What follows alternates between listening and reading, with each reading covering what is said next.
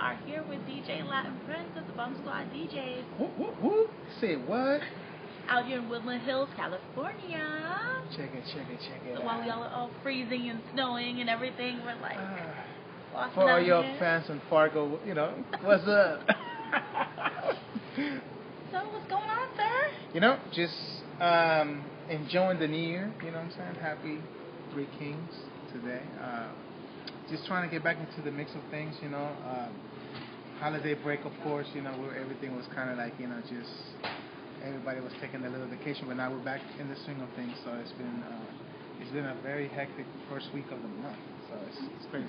So what you been up to? I mean, at the end of the year, you had a big thing in Vegas with Bumsquaddjz. This past year, in 2011, towards the end of the year, we had a huge convention in Vegas at the Monte Carlo Hotel.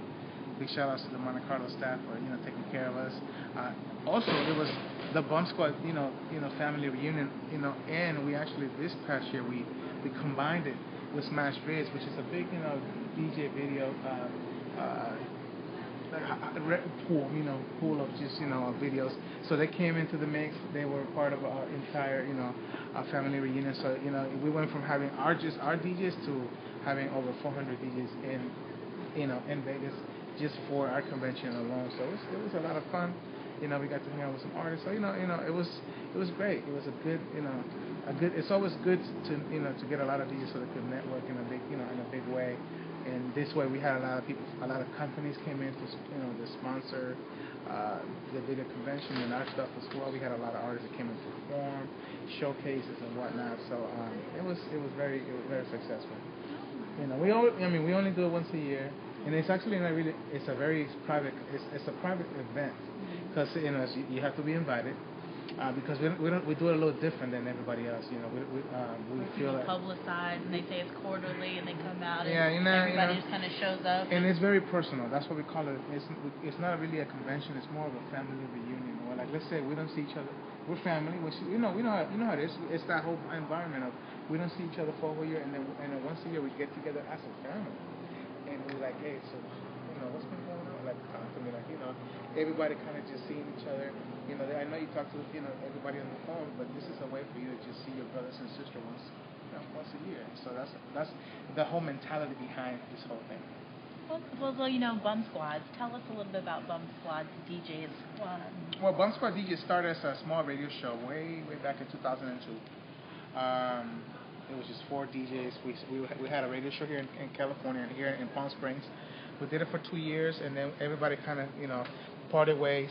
One of our guys, Justin Tom, he actually ended up leaving California, and he ended up going to New York to go work for MTV. So everybody kind of started to spread their wings, and so I decided to stop the radio show. And then what I did is I just launched the website. I decided to just start launching the Bumsquad site, and basically it was a place for networking, for having DJs from all around the world come into one place and just talking like, hey man, so what's hot in your spot? What's hot in Spain? What's hot in Europe or in Asia? And so people started just flocking to the site, and it just took off from there. We were one of the very first websites who launched a digital record pool. With MP3s, which was very, very, very, very new back in the early 2000, around that time. And like I said, I would say like 2004 is when we launched it. Yeah. So, and then from there on, it just took off. And like I said, it started with the site. Then I started to recruit DJs. I went to to a lot of really key mixtape DJs. I went to the club DJs, and at the very end, I started to recruit DJs who were on the radio. I wasn't really going after the stars. I was going after the secondary market DJs, the guys who wanted the up and coming, the guys who were going to take over the flex. The guys who were going to take over those situations. That's why I went after, because I already knew that the guys who were already done and built, and they're already there. You know what I'm saying? So for us, we wanted to be, ahead of the game with the new generation of music tastemakers who are going to take over the industry. So a lot of people who are international, because when you look at your roster, you see Croatia with Fat Philly, you see all these types, people from all over the place. Shout out to shout outs to the guys in Asia, my peoples out in Malaysia. We have a pretty huge squad out in Malaysia with the top art, the top DJs in that market, And then at New School Rules, I got to meet like Prince Edward. Real big. Shout out to Henka. Right, and so it's interesting that you have all these international DJs who are the tastemakers in their country. Is it strategic for them to align themselves with a DJ slot? I think that by those DJs coming and being a part of what we are, you're like your voice is heard in your community in your market, but with this. It just spreads out. You become global. You're not just, you're not local, but you have become like, you get that global taste. Now, like you saw, like a lot of our guys, never been to the Netherlands, and with the cooperation and the help of Henka and New School Rules, they were able, for us to be able to invite DJs from the United States who have never been or a part of this kind of environment to come in and experience and feel it and taste it and see, okay, you know what? You're from Houston, you're from New York, but there's so much outside of the circle that with you being a part of what we're doing, you'll get exposed to so much more. So then they would just okay, so then they would just reach out to you and say, hey, I'm in my town. This is how it works. For myself, being the CEO and the founder of the squad, I'm in charge of the operations, outside the U.S. Then I have a young lady by the name of Elaine Garcia, who she actually she's in charge, she's the president, and she's in charge of U.S. operations. We actually, what we did with this whole, with the Bumsquaddjz, just became so large and so big, it just so massively out of my hands that I needed to create somewhat of a like a board of directors. We have regionals because we have so many DJs and like I said, sometimes I have over 300 DJs, so sometimes I can't, like everybody's blowing me up, or sometimes I'm not around, sometimes I'm busy. So, now what we created is that, like I said, that board of directors, the regionals.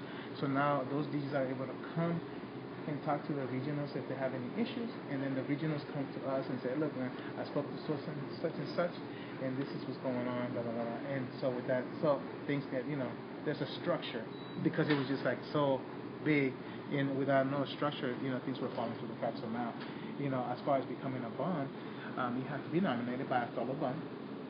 Then you have to actually write somewhat of it's kind of like an essay, letting us know why you want to be a part of the family.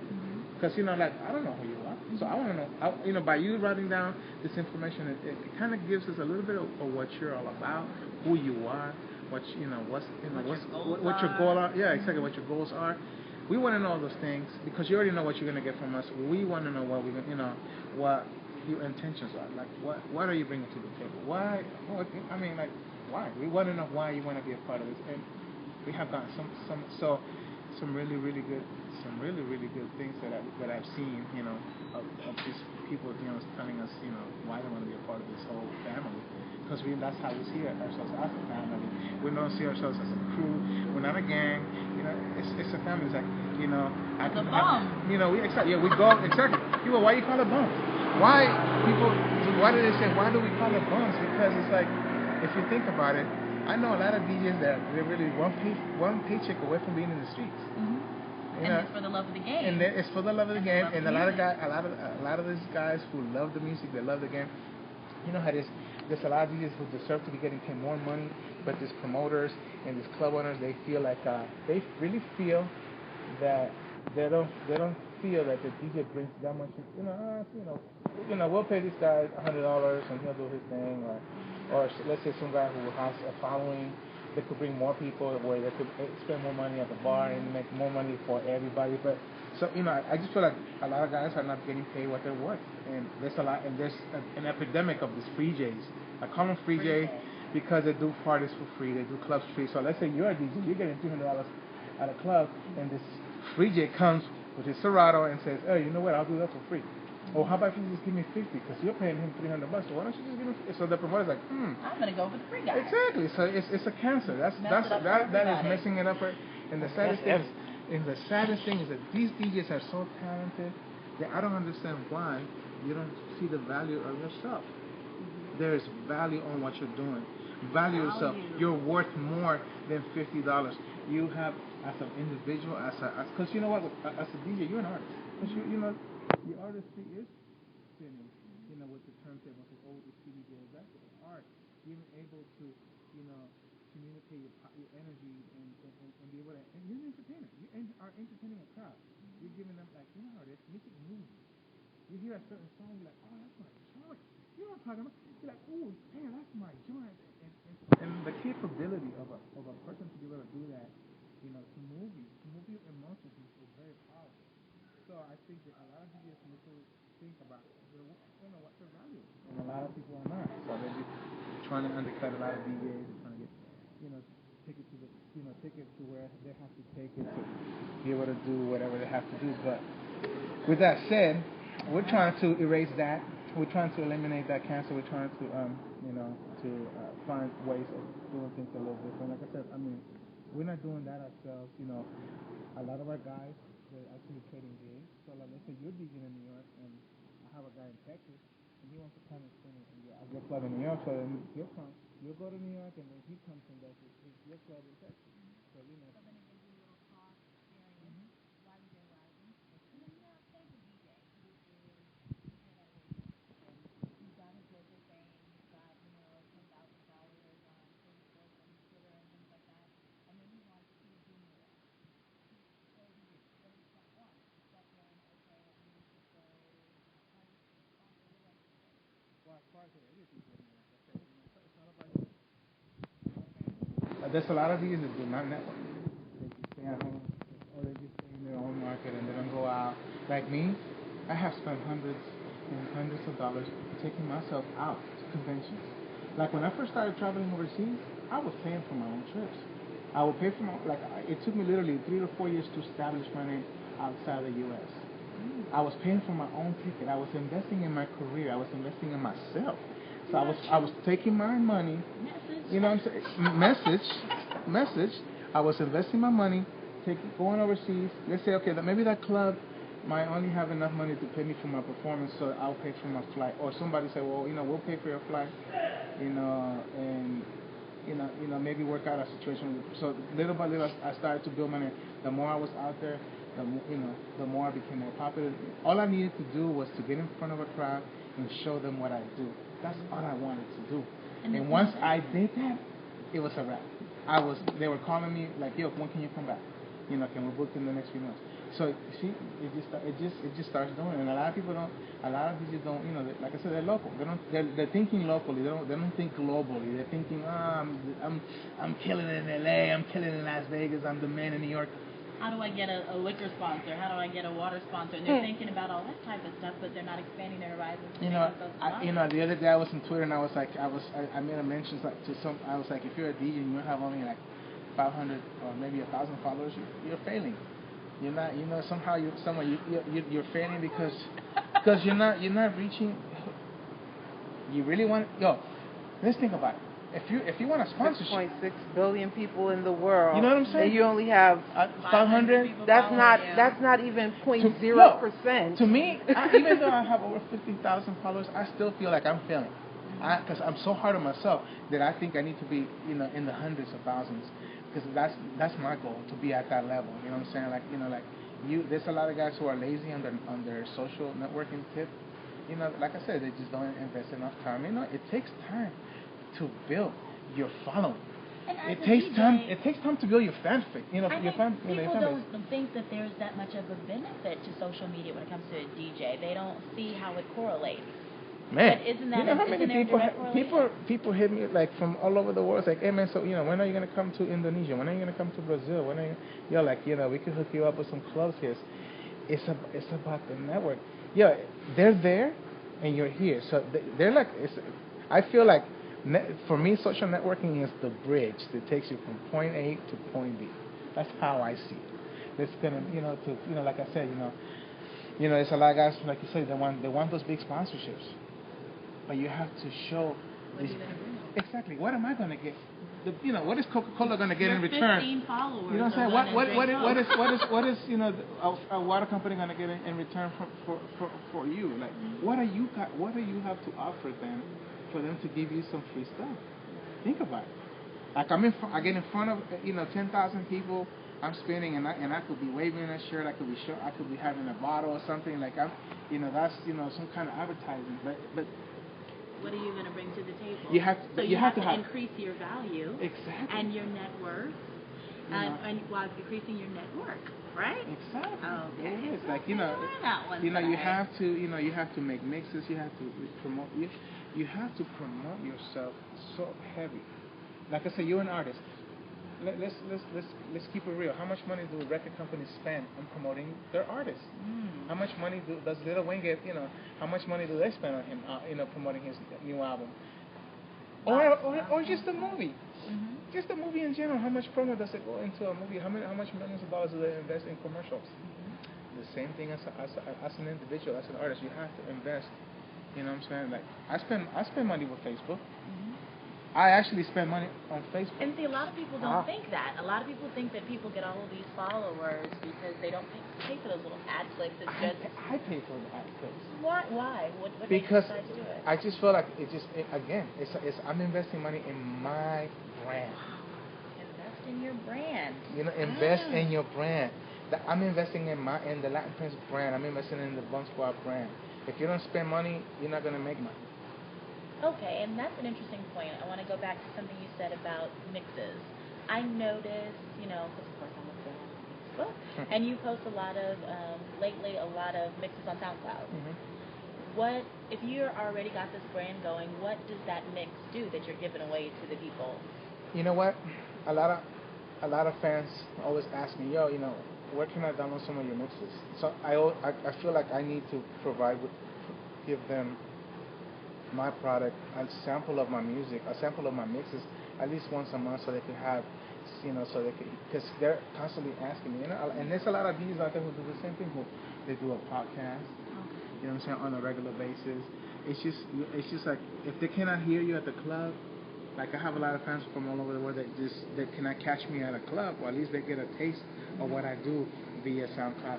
Oh, you know what? I just did this really incredible mix. Why don't you go download it? So I get thousands of downloads, or on SoundCloud or whatever. That's just I'm just giving them a little bit of what I do for the guys who are not there. I figure that you have to. It's like making a mixtape, or or like recording any kind of. It's just you have to stay relevant. You have to stay out there at all times. You have to.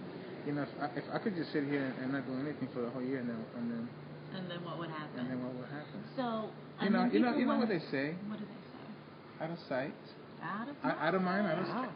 Right. You have to stay on. You have to grind. We're in that business. People don't see you, they forget about you. People, you look. I have to say, I have so many questions. I forgot what's your question behind the camera? Hello. All right. Hello, caller. Yeah. No, you're talking about doing the mixes and making sure that you're relevant. How does that increase your value as a DJ? Because you touched on going to different places, but through social media and all of these other outlets, you have access. By putting together these mixes and giving it to your fan base, how does that increase your popularity? You know what? There's been, I would say, between 15 to 20 people who have taken my mixes to club promoters, and I have gotten bookings. That sounds. It's like a business card. It's like an EPK. It's like an EPK. It's showing what you can do. Exactly. It's so neat. Like man. So they're sharing your content. Yes. And they're sharing it, and as a result, you're getting bookings. Yeah. Okay, I need you to say that and reiterate that so people understand. Because you know what? I mean, how can it's really simple. If you're an artist, I want to see your work, so I could hire you. So you can make money because I like your work. So as an artist, as a DJ, people want to hear they want to hear what you're all about. So it's crazy because I have again, you have to, because of all the more time and the more things that you put into your fan base, the more they start to really appreciate and love you. Ooh. I mean, you got, so many people like, I really get, like, my face gets red when, when all these people are telling me, oh, we love you, we appreciate you, and all this stuff. And it's like, I mean, you know what? You don't really know me, but I appreciate the fact that, that you love my work, that you love what I'm doing, and you love my passion, and that translates into like, okay, you know what? I have all this little, all these followers who take it upon themselves to say, yo, man, your work is so great, we would love to have you come out here. We're out here. We don't have anybody that sounds like you, that does the things that you're doing. So we would like. So people have, like I said, have taken my mixes and they have, literally gone to the club, or they know a friend who's a promoter, or their brothers is involved in some way somehow in the mix of somehow becoming a booking, and it has happened. Now, one of the questions that I have for you as a DJ. How do you differentiate yourself from other DJs out there? Because, everybody and their mother thinks that they... Well, you know what? Press play. I put it this way. Not everybody has my library of music. And I'm very versatile. I'm a multi-genre DJ. You know what I'm saying? And you know what? It's funny. In my set, I mean, if you heard some of my mixes, man, I could be smashing on some hip hop, and then I go into some house, and then to some other stuff, and next thing boom, I'll smash on some Latin stuff, and it'd be like, ooh, there, like, it just, I'm giving, like my library of music is completely, different, and it's about presentation. So presentation and diversity. Exactly. Like you said, it's this 1,500, 2,000 DJs will be doing the same thing with their Serato, the same songs in their crates, but it's about how you present it, how you, as an artist, it's like you go to American Idol, they all sing the same song, but it's about who does the best presentation of that song, who does it best.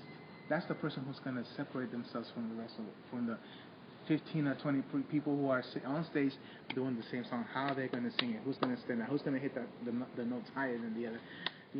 So you talk about your catalog, though, and that you have this diverse, big group of catalog. How does the DJ get more music? You hear about the different blasts. I guess. Is that where you get it from? Me. I get everybody's blast, but as a DJ, you have to go out there and buy and search and you said buy, right? Yeah. You said buy. Thank you. I support the artist. Thank you. You have to support. Yes. Adele, I buy her album. I'm not just gonna go and sit there and download all her songs, for free. I support artists. You have to. Without that support, this music industry, this music industry is gonna go away, soon. So, with that said, it's like you have to support your artists by any means necessary. You have to, no matter if it's an artist in the U.S. Like every time an artist, I mean, I get all the blasts. Like you said, I could get music for free all day long. But you know what? I go to iTunes and I pay. I go to other sites. I go to other sites, outside of U.S. where I get my house music and other stuff, and I pay. When I was coming up in the game, I was paying $13 for the 12 inches. For the They forget about those. You gotta buy at least two of them. You have to buy at least two of them so that you can mix, and then at least four if you want to make sure that you play too much. You know what I'm saying? But it's like you have all the stuff that was coming out from outside of the U.S. all those special versions. So you had to get. I'm a DJ. I would have to buy two. So sometimes those 12 inches were like you said between $12 to $14. That's just too much. You were buying two. That's like plus tax $25, $26. And man, I would go to a store. I would spend hundreds of dollars in my collection. And you have to think the record labels are only going to push the songs that they want you to hear, they want you to play. But as a DJ, you as an individual, you have to be the tastemaker. You have to say, oh, exactly. This record is good. The record that they send is good. But there's a song on here. Me as a DJ, I'm going to start the party off with this. And it's not even if the single. Exactly. I mean, I don't think DJs take that kind of liberty anymore. I did reggae for years. I got free plaques. You know, I got hundreds and hundreds of singles for free, 12 inches. But at the same time, even though I was getting all that product from the record companies because they were pushing me on playing their records, I was still going out to other record stores. I would go. I mean, I grew up in San Francisco, so I would go to to certain parts of San Francisco where there was record stores who were like in a house, and it's so funny, they will have a lot of records in their garage, just there, stored in the garage, and they will have, this upstairs where they have, everything that we're selling. I would tell the manager, I said, can I go into your garage? And I would spend literally 2 to 3 to 4 hours in the garage, just going through the records. Digging in the crates. Just going through the records and picking these gems. Oh, man, look at this. Oh, look at this. Like, just classic stuff. And that's how I build my library. That's how I build my library. That's how I build, my music. And sometimes, like you said, the separation is like some guys, like me, being in the game for over 20 years, my library compared to libraries of a lot of the new kids who are coming up in the game is totally different. You know what I'm saying? So now, how is digital distribution and digital media or innovations change the DJing game? Well, you know what? Honestly, I miss Tower Records. I miss going to the record stores and actually buying, like a catalog of music. Like now it's like, I think that with the digital delivery and the digital game, I think there's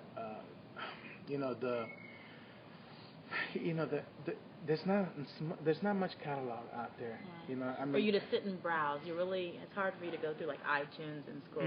It's like I would go to my local store and I could just sit there and I'd be like, wow, they came out with like the Rolling Stones came out with a brand new box set, or Tower of Power, whoever, you know what I'm saying? Like just, that's the kind of stuff that I miss. Now with this whole digital world, it's like I feel like, I mean, they're actually, they're starting to come out with more, with more content, but there's a lot of stuff that's missing. I mean, it's funny that you say that because a lot of these promoters that, who are doing digital delivery for some of these artists, they give me the lowest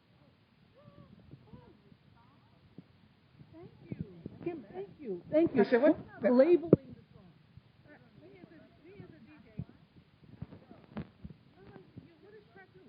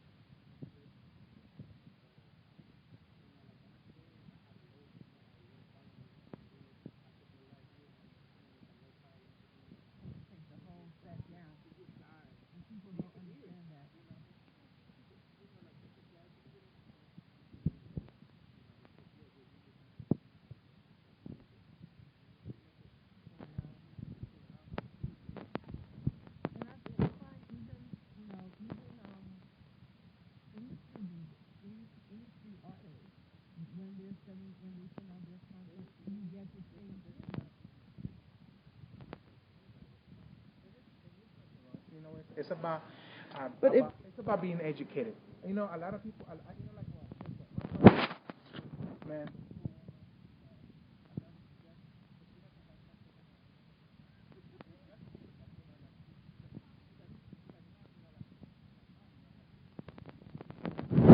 I'm having a hard time getting to Gmail, and to me it's like, really, like, wow, like, I'm like, click the icon. What's going on? And then I'll sit with her, and then I'll see her, and she's lost in front of my computer, and I'm like, really, mom, like. And it's like, she's like, because she grew up in a different generation, and she's trying to catch up to the whole situation. And like I said, it's a lot of artists. To me, it's like this. Look, if you're an artist, stick to your craft and go make music. Let your team, help you, promote your music. Let your team. Without a team, there is nothing. Tell us about the T word, because that it's as a DJ. Without a team, you will lose. That is a fact. You cannot do everything by yourself. Trust me. I learned from my own experiences. Starting in this business, I had a big issue with trust. I lose a lot of things because I was not delegating to my team. So T and D, that's two key words. The team and delegating. Yes. It's so important because one person can do it all. You will lose. Think it's after the fact. You forget something, and you know the thing that person is reaching out. How do you trust? One, you're going to trust me to pass away. I'm going to do this. You're going to do that. He's going to do it. And that. So I had to learn the hard way. So now I'm in it's a must. You have to rely on team. Everybody's asking me, like, some of these big DJs like Tiesto and David Guetta and these are the number one DJs who are getting paid hundreds of thousands of dollars from the phone. What makes them so successful? I tell every single DJ, it's not because they're amazing DJs. I mean, they are amazing at their craft, but I always take it back to their team. Tiesto has an amazing marketing and promotion team. Amazing. They are on top of their game. Their team are on top of it. So, he's the artist, he's making the music, but his team around him are setting him up, are getting him gigs, are getting him sponsorships. They're working for him, and everybody's making money, and everybody's happy. And the team is very, very beautiful. It's a well-oiled machine. So you said making money. A lot of people are like, oh, you mentioned earlier investing in yourself. Free. These people out there come from around the way. They're my team. Go team. They don't know what they're doing. But then, how do you get out of that? How do you then say, okay, where am I going to find people? Well, for me, I came to a crossroads where, okay, if I'm going to build my own team, so I'm going to start teaching them. Another T word. Teaching people how to help you. Oh, like how we have webinars every week. You start teaching your. Interesting. Okay, you know what? You might not know.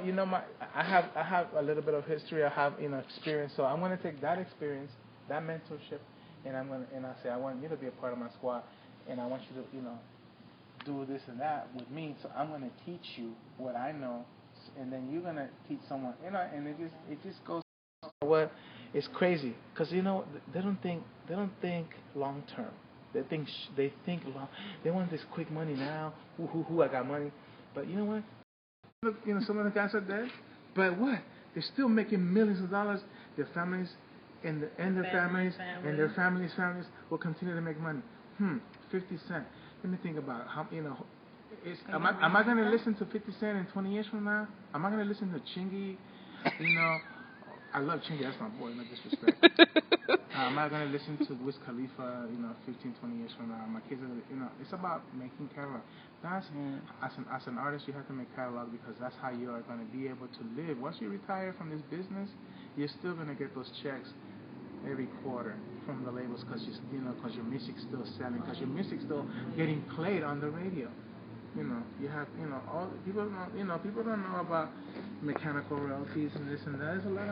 There's a lot of knowledge of people that they need to understand how to translate your music into dollars. So if I'm an artist and I emailed you my music, probably in a low quality MP3. Or put it in your timeline. Or I posted on my Facebook because I expect you, since you're my friend, to go download it or go listen to it. I feel that it's Anita. You have to reach out to me directly because I have, because it could get lost.